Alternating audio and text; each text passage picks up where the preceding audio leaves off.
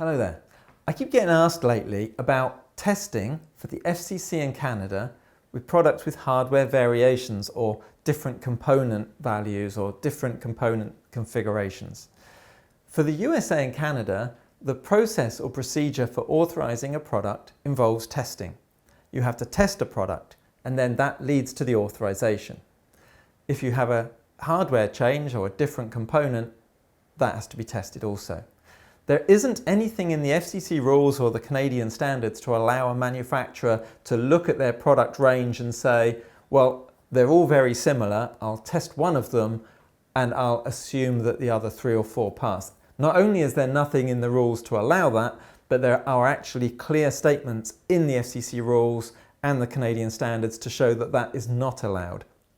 If you want to test one model and sell other models based on those test results, then those models must be absolutely identical, with the only difference being the model number.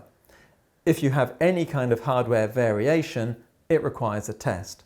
Now, speaking of somebody who's been doing EMC testing for about 35 years now, I can tell you that even the smallest hardware variation can cause unknown effects to the EMC performance. So it all makes sense.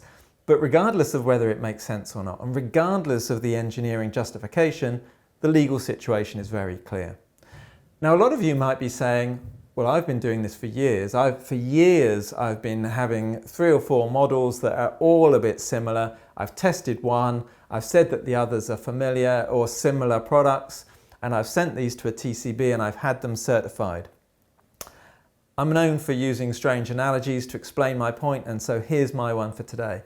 Imagine you've got a speed limit on a road. Everybody's supposed to drive at the speed limit, but over the years, everybody's been exceeding the speed limit. We all know it's not right, but we're all doing it because everybody's exceeding the speed limit. Well, they've now put a speed camera up. Everybody's looking very closely at this. The FCC and ICED Canada are looking closely at this. For people who've always been sticking to the speed limit and always testing all their models, no change for you. For anybody who's been breaking the speed limit by trying to sell non-tested variants, might be time to slow down and meet the speed limit. So this isn't a new rule coming in, this is an existing rule that people are looking at a lot more closely. So good luck and drive safely.